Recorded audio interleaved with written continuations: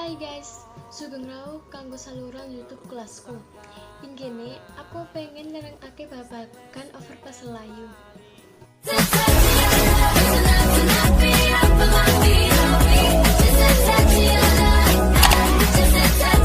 Layang lelayu yaiku layang sing isine cerita akhir atau ngabarake keadaan kepaten.